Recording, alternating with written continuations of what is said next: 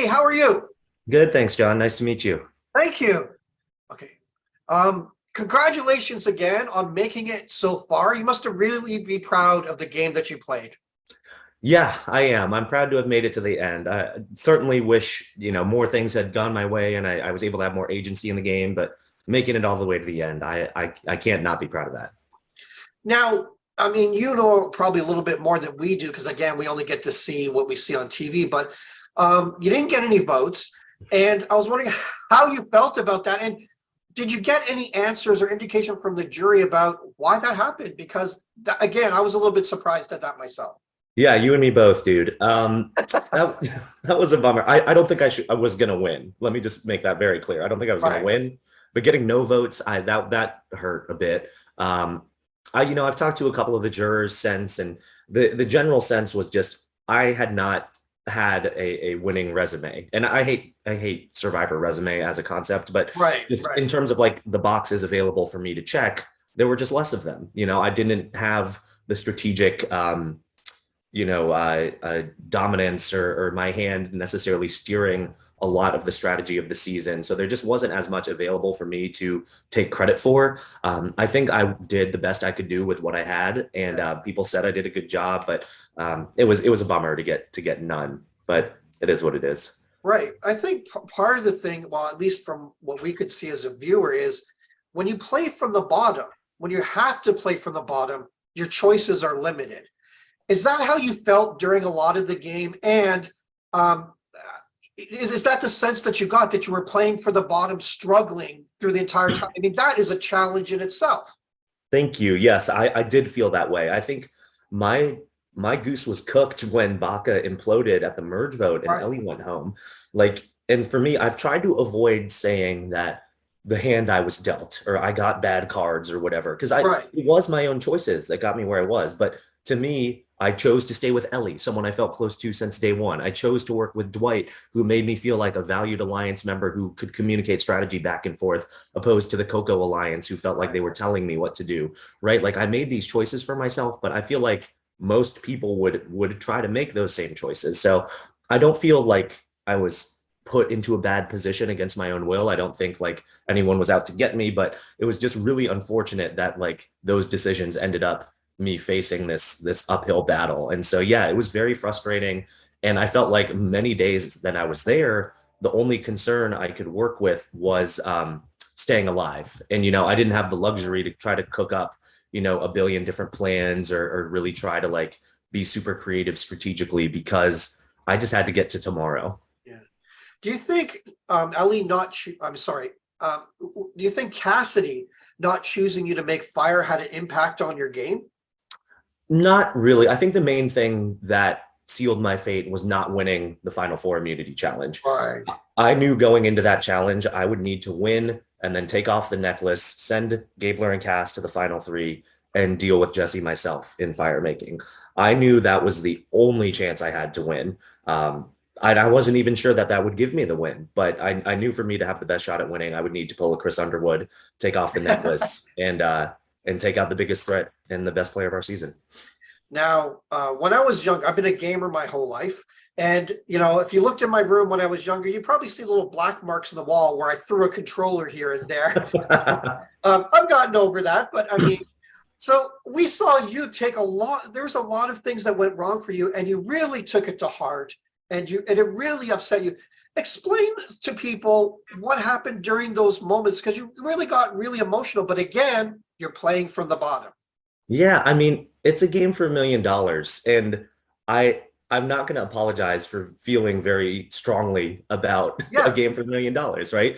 But in those moments, I mean, I felt it was real, it was authentic. I'm not going to sit there and pretend like, oh, good job, guys, way to blindside Noel. Like, I'm not like I was pissed. And so I spiked my bag on the ground. And I'm way too cheap to ever throw a controller against the wall in real life. But in the game, yeah, it was very frustrating. And just feeling like just the roller coaster analogy I gave in the episode last night, just the Yeah. ups and downs. And Noel's vote in particular, I felt like I finally got a little footing. I was able to work and pull off this move against James and shake up the structure a little bit and take a shot at the Power Alliance. And then the next night for her to go home in the way that she did, and me left out once again, it was just really like just defeating, just once again. So yeah, I hope people can empathize and understand where Yeah. I was coming from. But it's been nice. I think most people are viewing it as relatable more so Right. than that I'm a total like sociopath.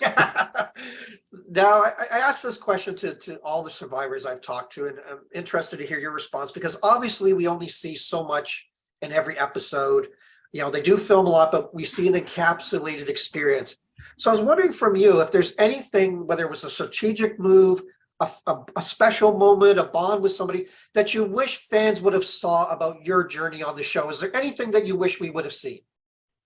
I think I wish more of the relationships were shown. It's hard to pick just one, but Dwight and I hit it off immediately when we Right. linked up at the merge. Noelle and I built a bond, even just starting on the hike after the third immunity challenge. Like, I wish people showed that I wasn't as socially inept as people might think.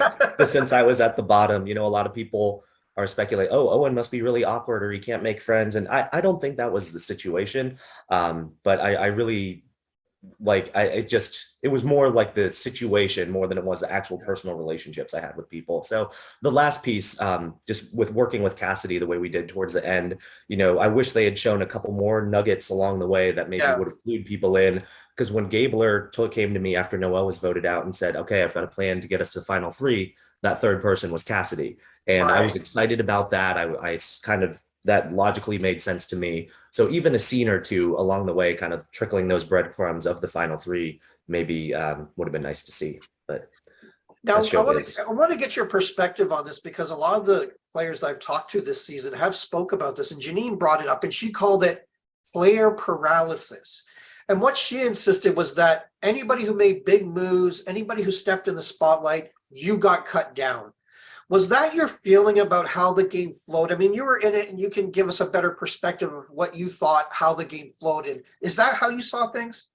Yeah, and it was really, really frustrating. It was Right. extremely frustrating, just like feeling like I was running into a brick wall. And the round where Janine went home, she and I were putting in a lot of work trying to Yeah. flip the power structure on its head, trying to get Cassidy and Carla to come over to our side. I really wanted to work with all the women in the game, and like, we saw that very unique trend of our pre-merge being made up mostly of women, and so I really wanted to get all of us together and say, all right, like, Yeah. let's not send another woman home next. Let's take a shot at these guys. Like, how do we, like, do you really see this working out? Like, to me, like, there was one tribal council where I described our season as boring. Like, I really was frustrated by like the 9-2 vote and all like seven, just all these like landslide votes. Like, to me, that is not necessarily inspired strategy. And I know that's a hell of a lot easier for me to say being on the bottom. Like, of course I would want it to flip over, but Right. I don't know. It was extremely frustrating. And that was my feeling even on day one, trying to strategize on Baca and feeling like I was doing too much, even with a little bit of defensive strategizing of saying like, hey, John, I'll let you know if your name comes up. Like, to me, Right. that's not all that, salacious, but Right. what are you gonna do? Now, one more thing before we go. I was very curious about, we talked about the prayer paralysis and all that, but as far as the game goes, you pulled off some great challenge wins. You took home a lot of those trophies. Did you surprise yourself? And do you take pride in how you perform? Because you did an excellent job with that. Thank you. Yes, that was something that I hoped I could do and thought I maybe could do, but to be tied for the lead of the most wins in the season Yeah. with Cassidy, I did not expect that going in. I'm not the biggest guy. I'm only like 5'10", and there were some really athletic people on our cast. So to pull it out, but I am definitely most proud of the last gasp. That was a challenge that I thought I could perform well in since I first saw it, like growing up doing swim team in the summers and like Wow. thinking about being able to hold my breath and try it. Like, I've wanted to try that challenge Yeah, yeah, for yeah. over a decade. So that was really, really incredible to get to do it and to shatter the record. Well, Owen, thanks for taking the time to talk to us today. congratulations on a great season, and all the best to you in the future, Owen. And I hope we do get to see you again. Thanks, John. I appreciate that.